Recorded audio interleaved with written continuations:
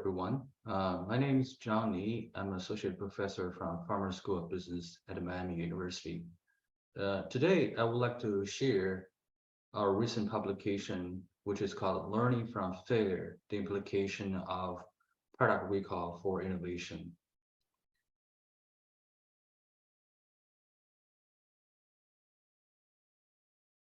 Since 2007, when Mattel shocked the consumer by announcing 19 million toys due to lead paint, more and more people have been given attention to the issue of product recalls. With the increasing scrutiny from both the consumers and regulators, we actually seeing not less, but more and more product recalls has been announced every single year.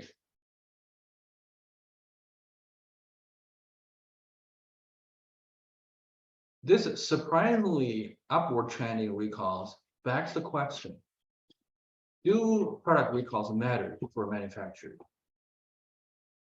Previously, researchers had looked at the financial implication of recalls. In this study, we took a different route.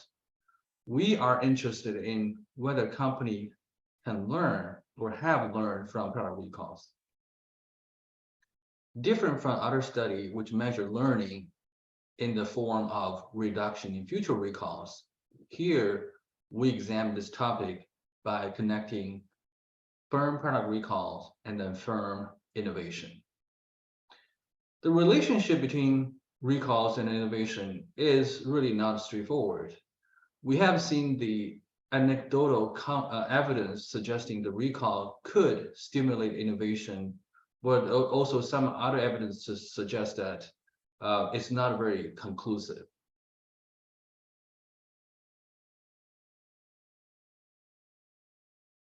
So from conceptual standpoint, in this study, we use or tap into behavior theory of firm.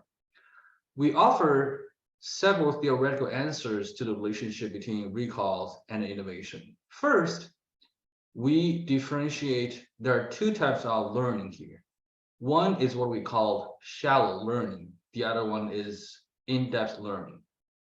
So in shallow learning, company only address the symptoms exposed by recalled defect. In contrast, in-depth learning involves identifying root causes and seeking fundamental solutions to the defect. Here we argue that it is the latter, the in-depth learning, that eventually will stimulate firm innovation. Second, we also argue that the relationship between recall and innovation is actually an invert U-shape, affecting by two latent mechanisms. One is motivation, the other one is capacity.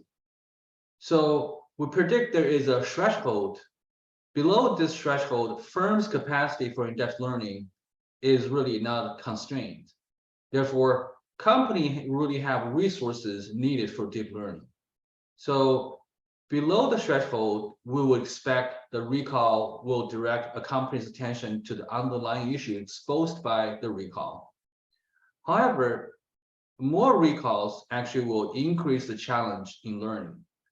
Therefore, before this threshold or turning point, we would expect a company's innovation increase at the initial stage, but at a decreasing rate.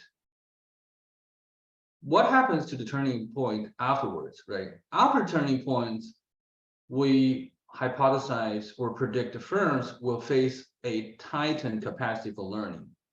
That is, resource available for in-depth learning will become more and more challenging. In this case, rather than innovation, managers are probably more likely in a firefighting mode. That will lead to decrease in innovation outcome with the increasing recall frequency after the turning points. The third factor that kind of interesting us is to look at some contextual factors. Because according to the theory, a firm's decision is always affected by the context in which a company operates in. Here, we choose one particular contextual factor, that is firm growth potential. We hypothesized that firm growth potential will strengthen or amplify, if you will, the inverted U-shaped relationship between recall and innovation. So the slope, if you can picture it, the slope of the relationship between recall and innovation becomes much steeper for firms with higher growth potential. This steepening effect is due to two reasons. Number one, firms with high growth potential are more sensitive to negative surprise. In the meantime, they will also face sharp decline in resources when the recall frequency is too high.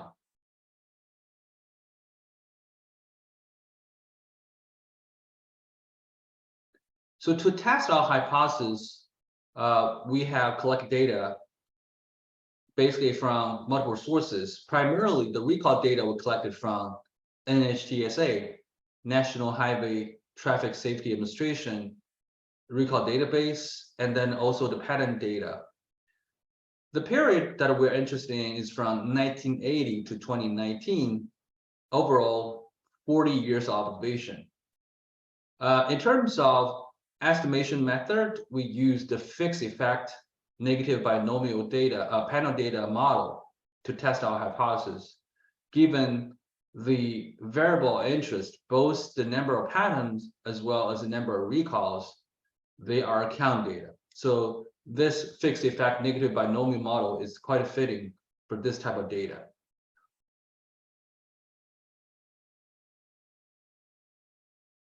Overall, from the data analysis, our study provides the empirical support to our hypothesis.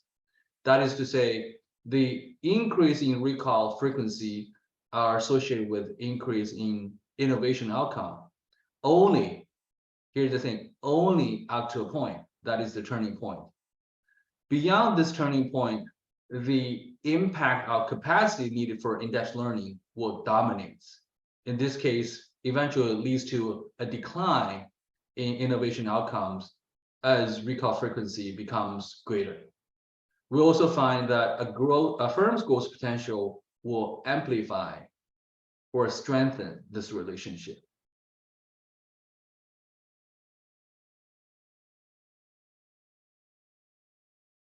So from a practitioner perspective or standpoint, our study has provided several interesting insights. First of all, an increase in recall frequency could lead to higher level innovation, but at a decreasing rate.